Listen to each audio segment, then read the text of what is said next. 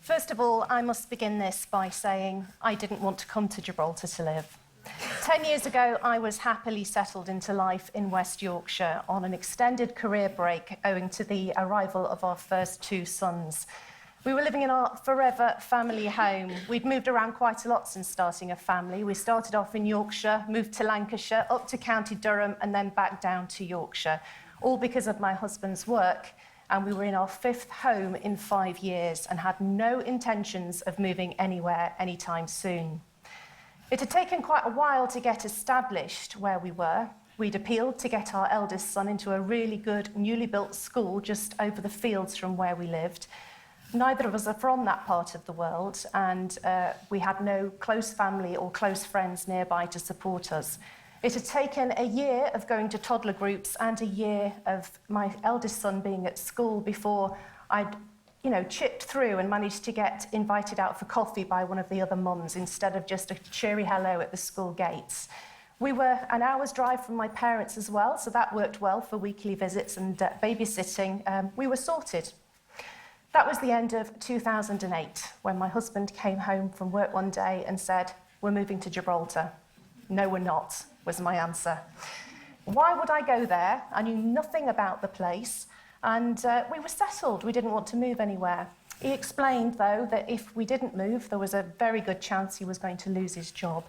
And as he wouldn't be able to get another job in his field where we lived, we were going to have to move anyway. So the deal was done, even though I'd offered to work night shifts in a 24-hour supermarket to supplement the income.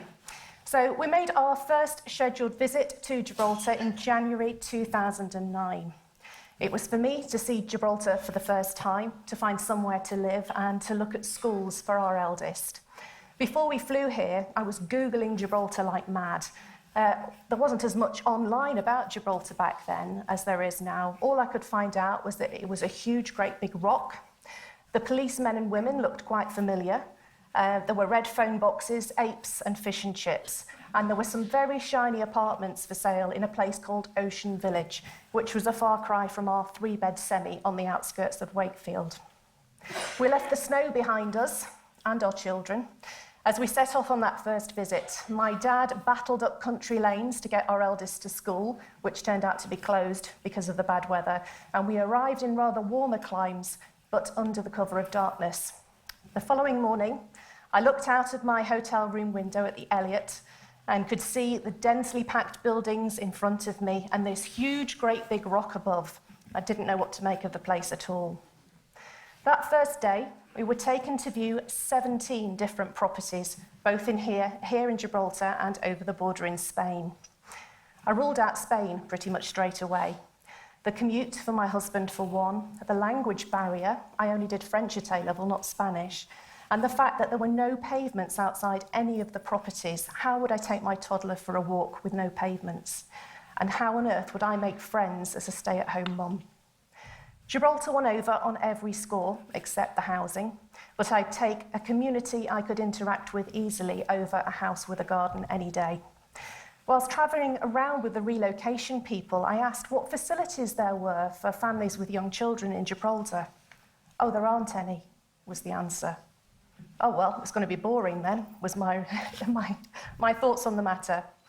We found somewhere to live, an apartment, of course, so goodbye garden and garage.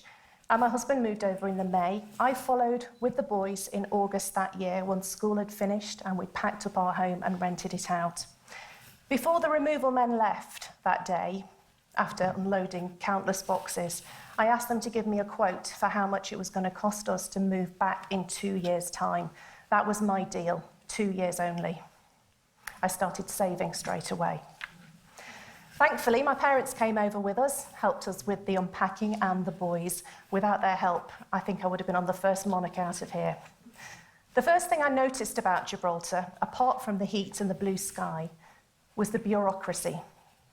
Summer hours, endless queues in hot, sweaty offices with restless children, and always, it seemed, getting to the front of the queue only to find out I had one piece of paperwork missing and I had to come back the next day and do it all again. I wasn't falling in love with the place. We heard our son had got into St Mary's first school on the last day of the school summer holidays and had just one day to go and buy his uniform before he started school on the Monday. There's nothing like a last-minute dash for uniform to add to the stress levels. At the end of that first day, though, I was approached outside school by a mum who was full of apologies because her son had taken some birthday party invitations into school and they weren't expecting my son to be in the class. She said, "Don't worry, tomorrow there'll be an invitation." And sure enough, there was. Within a week, we were immersed in a full-on Gibraltarian children's party in a social club with the whole family there. And we were answering a million questions. Who we were, where we'd come from, what we were doing here, etc.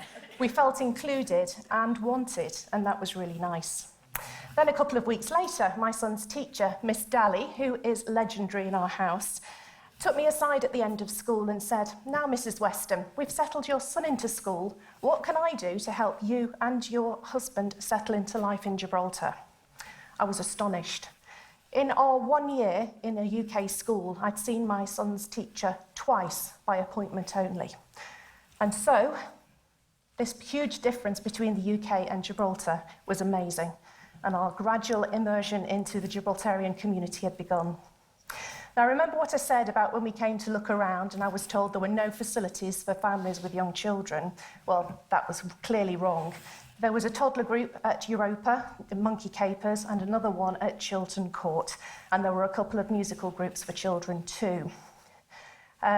It did take a bit of detective work to find them because Facebook and social media wasn't quite what it is today. It was more a case of looking on notice boards and word of mouth to find out what was happening. Now, along with a couple of friends who moved to Gibraltar that same summer, with the same work relocation, we decided to set up a toddler group of our own. We didn't think it was fair that the MOD should have to provide the only toddler groups in Gibraltar, and we wanted to create a community one too. One of those friends had an association with Holy Trinity Cathedral, and they very kindly offered us some room at the back of the church for storage and space to run the playgroup. We started small. We asked just a few families we knew to come along so we could wrangle the toddlers and figure out the logistics of keeping toddlers into a small part of a very large church. That was in Easter 2010. In September 2010, we opened to the public, and it took off. Trinity Toddlers Craft and Play was born. Some weeks, we got in excess of 35 families turning up. Many of them had multiple children, so you can imagine the level of noise that we would have on Tuesdays or Wednesday mornings. I spent 6 years as a volunteer with Trinity Toddlers before we handed it over to its current leader, Gemma, who has taken it from strength to strength in various locations, and it's now based in the Children's Centre in Mid Harbours. During that time, my deadline of 2 years had been and gone. Work was going well for my husband, we were settled again as a family, and baby boy number 3 arrived in the summer of 2011. Not long after his arrival, I was approached by Ewan McLean, the minister at St Andrew's Church of Scotland, to ask me if I wanted a voluntary job. My mum's from Scotland, and although I was brought up a Methodist, when I set foot in St Andrew's, I felt like I'd gone home. I spent many childhood summer holidays in Glasgow visiting my gran and went to her church on Sundays. So St Andrews became a bit of a home from home, a sanctuary, something familiar when everything around me was unfamiliar when we first arrived. Ewan knew of my background as a broadcast journalist in local radio, and he was looking for someone to help work as a press officer for a charity he was involved with. I started doing a bit of media work then for the Vine Trust Gibraltar, which was behind a team of volunteers who travelled out to Tanzania to help build schools and medical facilities and homes. And as well as that, they were converting an old Royal Navy ship into a floating hospital, which was eventually transported to Lake Victoria in Tanzania to help offer medical care to the communities around the lake who otherwise wouldn't receive it. It felt good to be using my brain again for something other than running a home, a family and a toddler group. Little did Ewan know what he'd started though, as it got me thinking about a return to work. I wasn't sure how I'd do it with 3 children and a husband who works long hours and is often away overseas and no other family support, but I started thinking about it more and more. While I wholeheartedly believe I did the right thing, giving up work to look after my family, it does dent your self-confidence in being able to do things outside the home when you stay away from work for a long time. A few years ago, in fact, a few days ago, I would never have imagined I would be standing here speaking to you. Following on from my work with the Vine Trust, Polly Lavarello, the creator and editor of Mum on the Rock, contacted me and asked if I'd like to write some articles for her online magazine. It was quite a change from what I'd been used to. I was trained in the BBC and at university to write for radio and television, and to write for print is a completely different discipline and pushed me right out of my comfort zone. As did going to report and mingling with politicians and important people that I wouldn't normally have encountered in my life at a toddler group. I felt a bit like a fish out of water after more than a decade at home with the children. Then a job was advertised on Facebook for a newsreader for GBC television.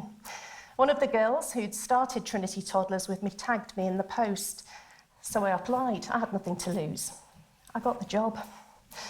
I started reading the news on Newswatch in April 2017, and I absolutely loved it.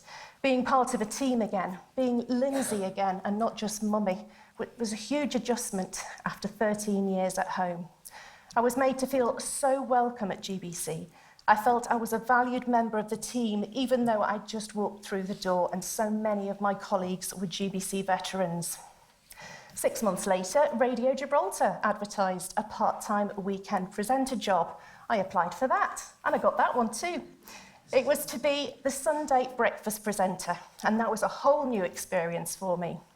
When I worked at BBC Radio Sheffield, my last station before having children, it was in a full-time reporter or producer role, working towards the following morning's breakfast programme or that evening's drive time programme.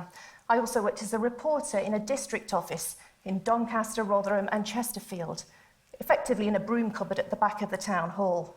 It meant I had to think on my feet, generate stories and get contacts so I could get good stories on the radio. Despite all of that work, I'd never done much presentation, other than as one half of a 2-presenter NewsHour show, and I certainly didn't know how to drive a radio studio desk. All of that had to be absorbed before I started my first show in November 2017. I love my job as a radio presenter. It feels like I'm back doing what I was meant to do. But there was something missing. What I loved most of all when I was a reporter was being out in the field meeting people, helping them to tell their stories, giving them a voice to promote their cause, be it a charity or an awareness campaign or whatever. I couldn't commit to a full-time reporter job now with my family commitments, but I could do it on my own.